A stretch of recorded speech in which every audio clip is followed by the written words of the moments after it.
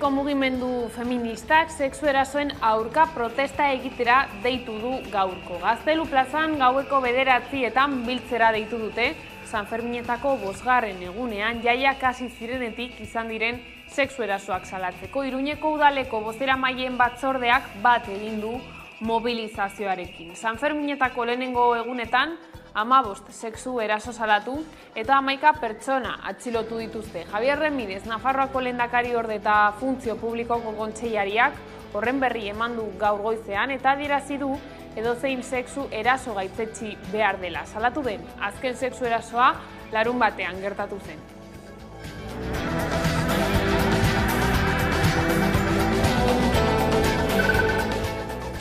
Arratsaldeon, Ereinek azaldu du ez duela erabaki igela argitaletxea gelditzea. Adierazi du alduen guztia egingo duela proiektu editoriala aurrera ateratzeko. Lander Majuelo igelaren orain arteko editoreak gaur azaldu du prentsa ohar baten bitartez igelaren jabeek arazo ekonomikoak direla medio argitaletxea gelditzea erabaki dutela. Igelak 34 urte bete zituen apirilean euskarazko itzulpenak plazaratu ditu beti.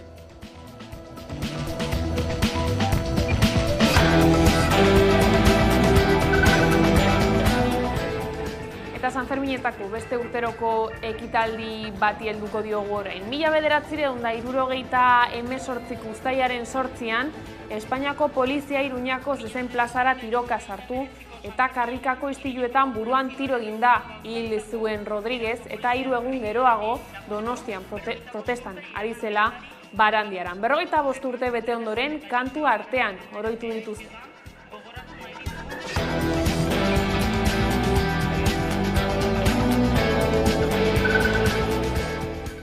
Hauteskunde kanpainak dagoeneko lehenengo asteburua iragandu. Gaur izango da Sánchez eta Feijóoren aurrez aurreko bakarra eta Euskal Alderdiek gobernua osatzeko giltza izango dute. Izan ere, aurreikuspenen arabera gobernu aldaketa izan daiteke PP Vox koalizioarekin. Baina ez du lehiatuko lirateke gainontzeko alderdiek bat egingo balute tartean EH Bildu edota EAJ.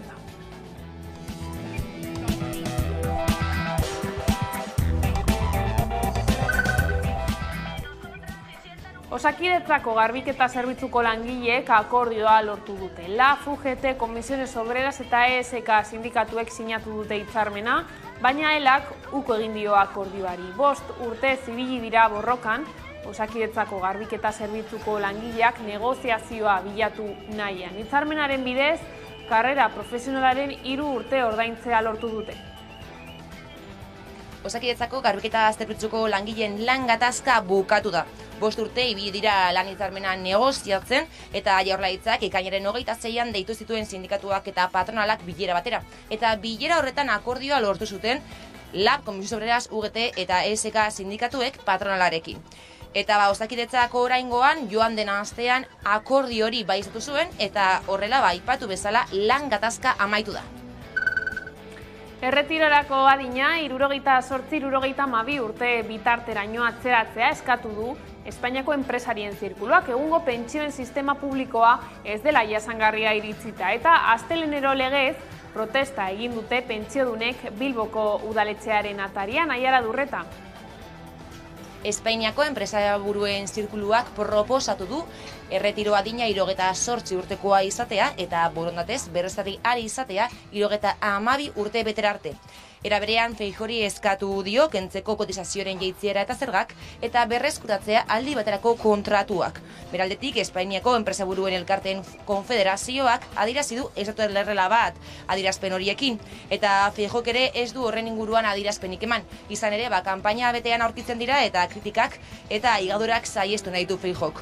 Bitartean pentsiodunek salatu dute hori, ezta? Azkenean pentsiodunen aldarretako bat bada, erretiro adina jaistea eta era berean 1080 euroko gutxieneko pentsioa ezartzea. Eguraldiari dagokionez, Hego Euskal Herriko txoko askotan, 35 graduren bueltan, ibili dira gaur termometroak. Euskalmet meteorologia agentziak jakitera eman duenez. AEMETek abisu horia ezarri du ia Nafarroa osoan. Biharko ere, espero da beroa. Hori ala beroaldiari aurre egiteko plan berezia ondu dute Eusko Jaurlaritzako Osasun Sailak eta Osakidetzak. Batez ere, arrisku taldeentzako gomendioak jaso dituzte.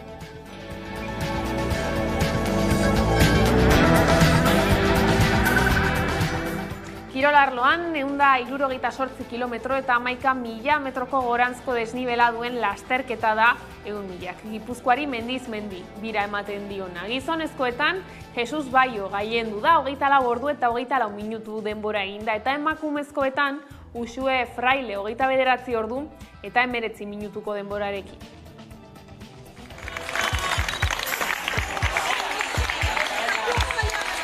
¡Ánimo, Uxue!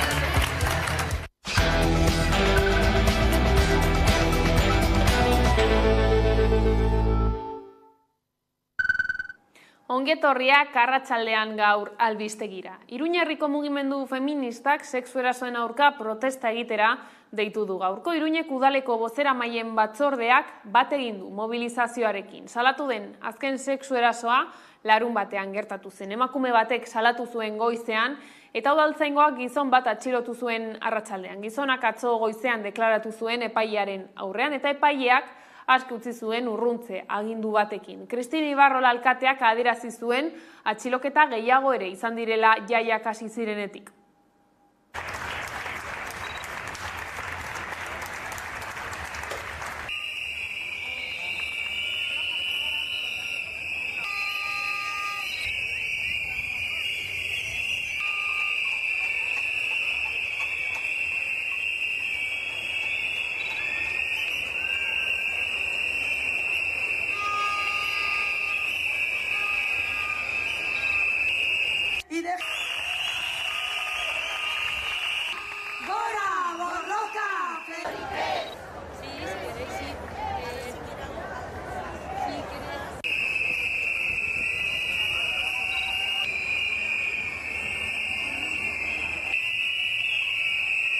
Isilik menpeko eta hotzan nahi gaituzten horien tinpanoak zartatu ditzakeen amorruk arrankariz.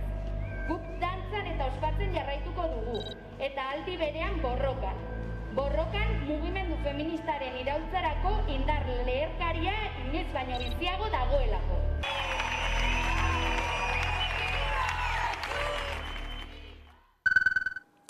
Gaur Sanferminetako 5. eguna da eta urten ere txosnarik ez dagoen arren herri Sanferminak egun bakarreko alternatiba prestatu du.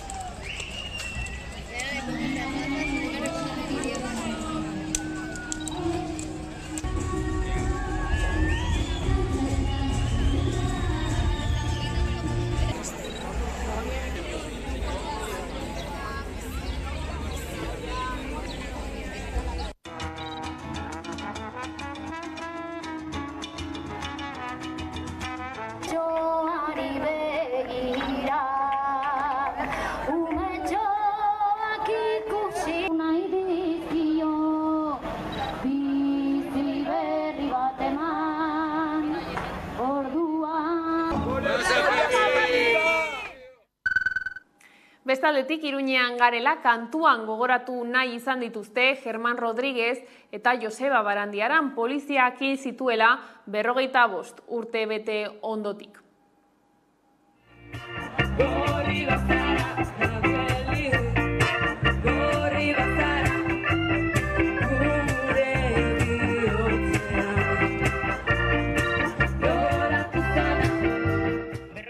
Impunitate urte daramatzagu gertaera haien erantzuleekiko Estatu Espainiarra, Barne Ministerioa, Martin Villa, eta beste horren beste urte konplizitate judizialarenak.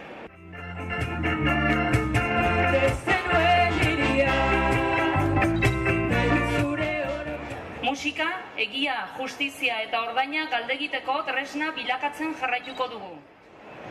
Aditu nahi ez dutenen gorreria hautsiz, gaizki jositako zauriak irekiz, erakundeak interpelatuz, diskurtsoa eguneratuz belaunaldi berriei iristeko ere, ezarritako isiltasunaren eta impunitatearen arrakalak zabalduz. Denon artean lortu ahalko dugu. Germán, Joseba, gogoan zaituztegu!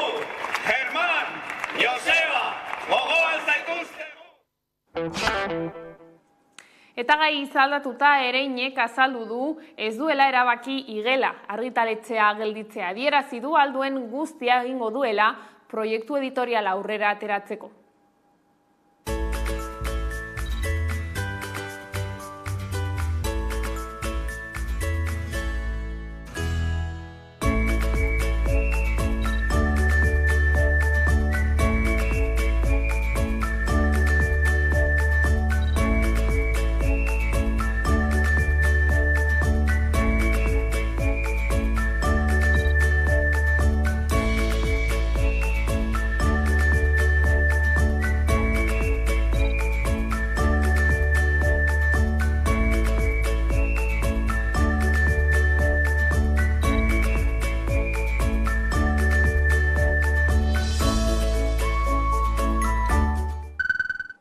Berrogei urte bete dira Iruñean sortua taldea sortu eta Iruñeko agiria idatzi zutenetik. Espainiako konstituzioak hizkuntzen mailakatzea aplikatzen zuen berdintasunaren izenean eta horren aurka elkarrekin gogoeta egiteko batu ziren Euskal Herriko, Galiziako eta Kataluniako hainbat soziolinguista Iruñean.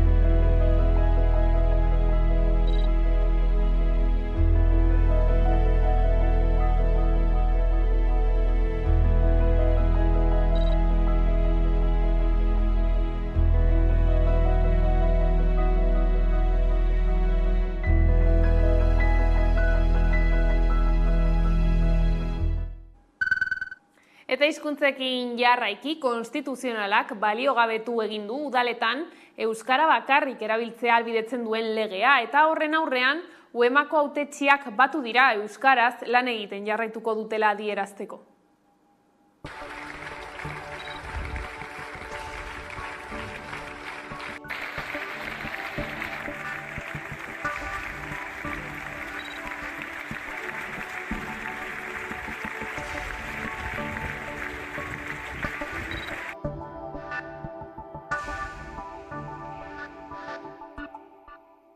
Larria da gertatzen ari dena.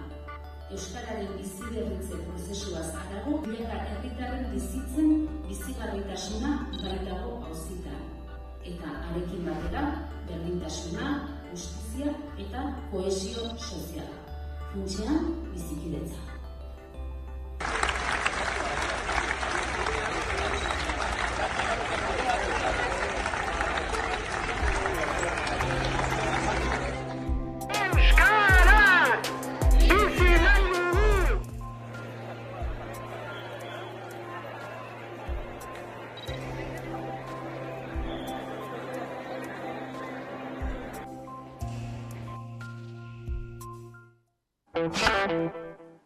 Hauteskundeekin jarraiki kanpainak dagoeneko lehenengo asteburua iragandu. Gaur izango da Sánchez eta Feijóoren aurrez aurreko bakarra eta Euskal Alderdiek gobernua osatzeko giltza izango dute.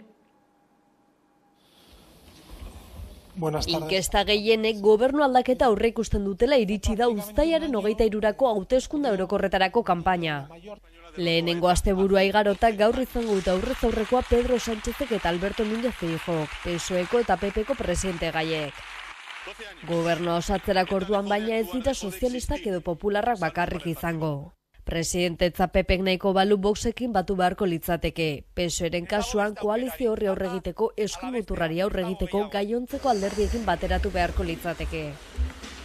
Eta hortxe Euskal Alderdiek zeresana izango lukete, gobernu osatzeko giltza lukete. Gauzak horrela nahiko parekatuta geldituko lirateke emaitzak. Euskal ordezkariek ahotsa izan nahi dute Madrilen, eta kasu horretan izango lukete. Gainera ezin dugu ahaztu gure eskumen asko Moncloatik kudeatzen direla, eta autogobernurako bidea litzateke Euskal ordezkarien isla izatea Madrilen. Argudio horrekin ari dira alderdiak euren botoa eskatzen. EH Bilduk Euskal Herriaren eta Euskal Herritarren eskubide nazionalak defendatu nahi ditu Madrilen. Ezker subiranistaren bultzadarik gabe, ez zirela gobernuak egindako aurrerapen asko gertatuko frogatzen dute.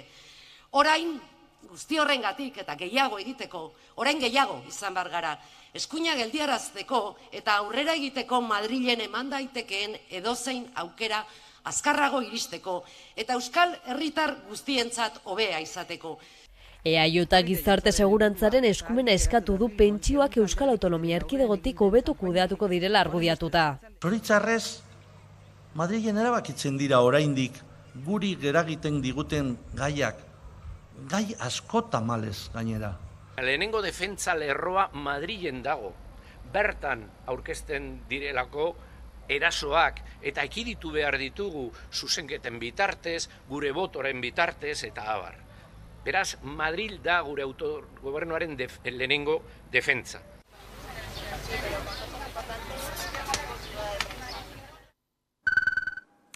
Euskal Alderdiek pentsio publiko eta duinak eta etxebizitzarako eskubidea aldarrikatu dituzte astelehenean egindako ekitaldietan. Euskal Alderdiek hainbat aldarrikapen izan dituzte hizpide.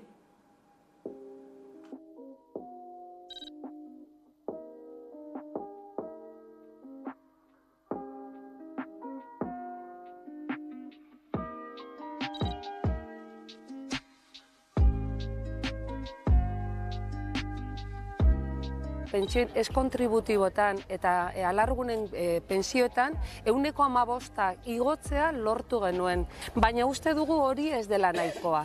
Badakigu gehiago lortu behar dugula. Izan ere, Europako gutun sozialak eskatzen duena da 1.080 eurotara ailegatzea. Pentsatzen da horrekin lortuko direla pentsioak duinak eta behar den hobeto bizitzeko. Ni un paso atrás en las ayudas a los transportistas, las ayudas a los autónomos, las ayudas a estas personas jóvenes que utilizan el transporte público y que algunos con sus recortes pretenden eliminar. Ni un paso atrás en una política limpia, sin corrupción, frente a políticas ya conocidas del pasado y a políticos que incluso se niegan a decir cuál es su verdadero salario. Por lo tanto, ni un paso atrás. Vamos a hacer un ministerio de vivienda. Tiene que haber un ministerio de vivienda, porque es el principal problema de la juventud, de las familias. Por lo tanto, si Sumar está fuerte en el gobierno de coalición, si Yolanda Díaz es la presidenta de gobierno, tendremos un ministerio de vivienda. Gure helburua transferentzia lortzea da. Egiteko posibilitatea izan da. Legea aldatuta dago hori gertatu daiten. Egin espada, Espainiako gobernuak borondaterik izan ez duelako, azken momentuan izan da. Baina lege aldatuta dago hori egiteko. Bitartean, egiten ez den bitartean, inbertsioak eskatuko ditugu. Bestalde, De Miguel eta Otxandiano Arabako espetxean sartu dira. Pasaden astelehenean Arabako probintzia auzitegiak 72 orduko epea eman zien 2 akusatuei espetxean sartzeko euren azken indultuak baztertu ondoren. Euskal Autonomia Erkidegoan izan den ustelkeria trama handiena amaitutzat ematen da horrela. Asteazken gauean Arabako Zabaia kartzelan sartu zen Koldo Otxandiano eta ostegun goizean Alfredo de Miguel. 2 akusatuek 7 eta 12 urteko espetxe zigor bana bete beharko dute urren ez urren ustelkeria delituak egotzita. Uztailaren 3an Arabako probintzia auzitegiaren agindua jaso zuten. Auzitegiak 72 orduko epea eman zien espetxeratzeko. Gauzak horrela 2 aukera zituzten, ostiralean baino lehen kartzelan sartzea edo bestela estatuko segurtasun indarrek haiek atzilotzea. Azken 6 hilabeteotan akusatuek zenbait indultu eta errekurtso aurkeztu dituzte espetxeratzea saihesteko eta atzeratzeko. Hauteskundeen ostean Alfredo de Miguelek azken helegitea aurkeztu zuen. Hala ere Arabako probintzia auzitegiak ukatu zuen. Bestalde, Koldo Otxandianoren kasuan, epaileak iragarri zuen helegitean alegatutako osasun arazoak ez diotela eragozten kartzelara sartzeko, beraz ez zuen onartu. Azkenik Aitor Telleriaren helegitea oraindik ez da argitu mediku txostena zabaltzea erabaki zuen epaileak, bere osasun egoera zehetasun handiagoarekin aztertzeko. Eta lan gatazki dagokionez, Osakidetzako garbiketa zerbitzuko langileek akordioa lortu dute. 5 urte egon dira lan hitzarmenaren inguruko negoziazioetan eta amaitu da lan gatazka eurentzat. Osakidetzako garbiketa zerbitzuko langileen lan gatazka bukatu da. Aurre akordioa lortu zuten ekainaren 26an LAB, Komisio Obreras, UGT eta SK sindikatuek patronalarekin, eta dagoeneko Jaurlaritzak baiezko eman dio. Soilik akordioa sinatzea falta da. Sindikatuek adierazi dutenez, datorren astean sinatu ahal izatea espero dute. Elak ez du aurre akordioa sinatu, izan ere sindikaturen arabera murrizketak sinatu dituzte gainontzekoek. Itunarekin, besteak beste, hauek dira lortutakoak. Karrera profesionalaren 3 urte ordaintzea, ordezkapenen sistema bat ezartzea, aurretiko erretirorako kontratuak egin ahal izatea eta laneko baimenak eguneratzea. Hala, sindikatuek azpimarratu dute homologazioa bermatzen dela akordioaren bidez. Bestalde, akordioa erdietsi duten sindikatuek joan den astean salatu zuten Osakidetzak erantzun bat emateko astebete baino gehiago behar izan duela. 19. mendearen amaieratik 20. mendearen erdialdera Donostia eta Gipuzkoa turistikoki iragartzeko kartelek izan zuten indar grafikoa aztertzen duen erakusketa ikusgai da San Telmo Museoan, aldi horretarako marrazkilari onenen eskutik. Kartel turistiko ez gain, udan bisitarien divertimendu nahia asetzeko egiten ziren ekitaldi ugariak iragartzeko egindako beste zenbait ere erakusten dira. Klima ideal, udako kartelak San Telmo Museoan egongo den erakusketa da, urriaren 15 bitartean ikusgai izango dana. Bertan, kartel ezberdinak ikusiko dira, eta guztiek amankomunean dutena da, Donostia eta Gipuzkoa ezagutzera emateko eginda daudela, helburu horrekin eginda daudela. Beraz, 2 gai uztartzen ditu, alde batetik ilustrazio grafikoaren evoluzioa eta bestetik gaia bera, zer dan adierazten dana eta zer dan adierazten ez dana. Erakusketa 7 ataletan antolatuta dago eta bakoitzak gai bat lantzen du. Gai bakoitzean ikusten dugu gai bera nola landua izan dan denboran zehar. Lehenengo atalean turismo nortasuna eraikiz izenburupean ikusten dana edo erakusten dana nola hasiera baten erreferentziak oso internazionalak direla, beste edozein tokitan izan zitezkenak, eta gitxika nortasun propio bat eratzen dela, nortasun grafiko bat. Egia da, Donostiak erabaki bat hartu duela, erabaki politiko bat hartu zuela 19. mende bukaeran, Donostia turismo indargune bat izan behar zala, baina grafikoki beranduago iritsi zen. Karteletan Donostiako irudia agertzen da, ikusgarrienak diren atalak, baina badago baita ere beste irakurketa bat, beti emakumeen irudia agertzen dela. Eta garai bakoitzean, emakumearen itxura, saldu naizen irudi hori lotutako itxura zan, irudia zan. 20. hamarkadan, kartelen ekoizpenak gorakada handia bizi izan zuen. Faktore asko daude, baina oso esanguratsua da, sasoi horretan lehiaketak egiten hasten direla. 2. atal honetan, ideiak leian izenburupean, lehiaketa ezberdinetako adibideak ikusten ditugu. Lehiaketa berez, prozesua bera ere difusiorako bide moduan erabiltzen da. Deialdi egiten da, normalean atzean edo turismo patronatua edo bestelako erakunde bat egon daiteke, deialdia egiten da, gero eskaintza jasotzen dire, erakutsi egiten dira, eta guzti hori difunditzen doan prozesu bat da. Beraz, lehiaketa oso bide erabilgarria izan da promoziorako. Adibide hauetan, San Juan, Zarautz edo Donostia bera, erakusteko modu ezberdinak ikusten dira. Batzuk irudia hartzen dute, beste batzuk argazkiak sintetikoagoak, argazkiak eta objektuak aukeratzen dituzte, beste batzuk igual klasikoakoak izan daitezkenak, edo azkenik argazkiaren indarra eta kolaxaren hizkuntza erabiltzen dutenak. Bizitariek zeregin bat behar zuten, eta orduan ekitaldi ezberdinak antolatzen dira. Berez, gela honetan, 2 atal daude.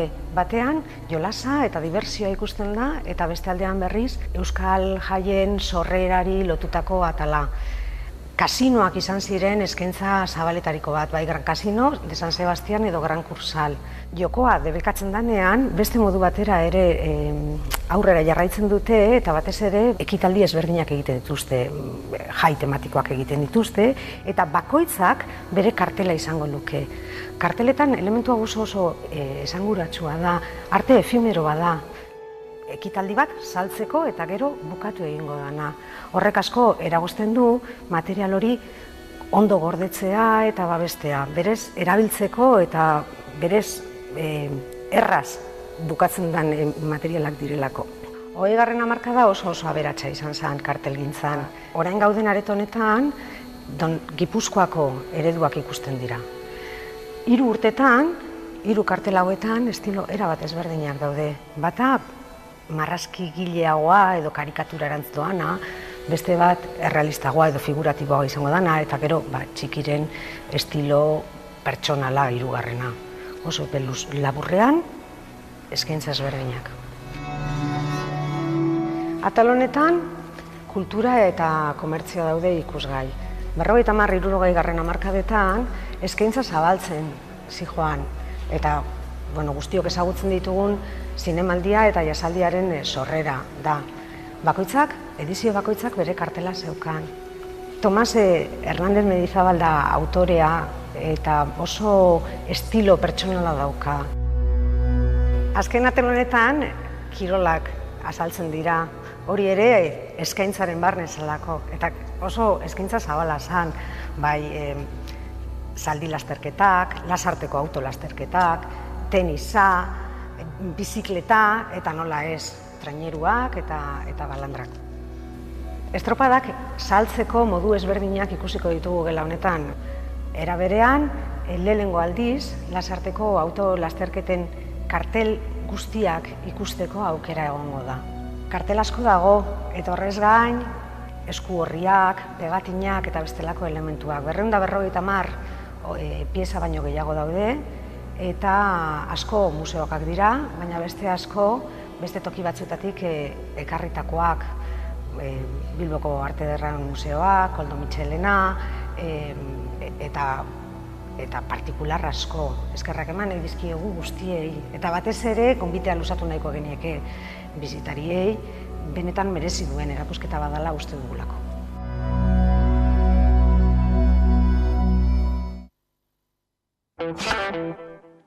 Eta horrela iritsi gara albistegiaren bukaerara, besterik ez gure aldetik. Horiek izan dira arratsaldeak gurean gaur utzi dituenak. Gogoratu guztiak eta gehiago nahi duzuen aldiro 11